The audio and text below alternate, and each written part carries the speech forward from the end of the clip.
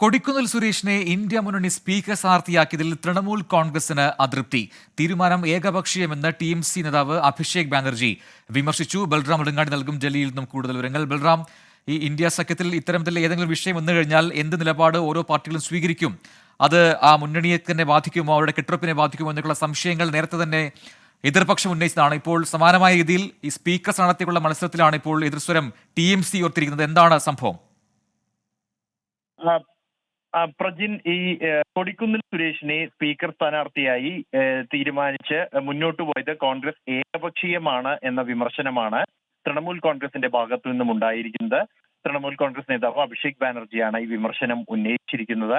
അതേസമയം കോൺഗ്രസ് ഇക്കാര്യത്തിൽ വിശദീകരിക്കുന്നത് മുന്നണിയിൽ യാതൊരു ഭിന്നതയും ഇല്ല. ഇന്ന് രാവിലെ ഈ സ്പീക്കർ ഡെപ്യൂട്ടി സ്പീക്കർ പദവി സംബന്ധിച്ച് സമവായത്തിലെത്തുമെന്ന് പ്രതീക്ഷയുണ്ടായിരുന്നു. അതുകൊണ്ട് തന്നെ ഈ ഇന്ത്യ സഖ്യത്തിന്റെ തന്ത്രങ്ങൾ രൂപീകരിക്കാനോ യോഗം ചേരാനോ മതിയായ സമയം ലഭിച്ചില്ല. ഭരണപക്ഷം സ്പീക്കർ സ്ഥാനാർത്ഥിയെ പെട്ടെന്ന് തീരുമാനിച്ച് മുന്നോട്ട് പോകുന്ന ഘട്ടത്തിൽ അതിന് പ്രതിരോധം തീർക്കുക എന്നതിന്റെ അടിസ്ഥാനത്തിൽ രൂപീകരിച്ച പെട്ടെന്നുള്ള ഒരു തന്ത്രമാണ് കൊടിക്കുന്നിൽ സുരേഷിന്റെ നാമനിർദ്ദേശ പത്രിക സമർപ്പണം എന്നുള്ളത്.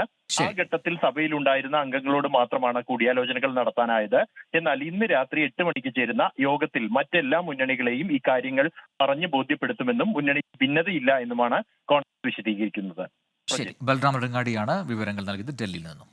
ലോകത്തെവിടെയായാലും ഏത് സമയത്തും 24 വാർത്തകളും ഓഗ്മെന്റഡ് റിയാലിറ്റി പാക്കേജുകളും എക്സ്പ്ലെയിനറുകളും വിശദമായി കാണാൻ ഞങ്ങളുടെ യൂട്യൂബ് ചാനൽ നിങ്ങൾക്ക് സബ്സ്ക്രൈബ് ചെയ്യാം.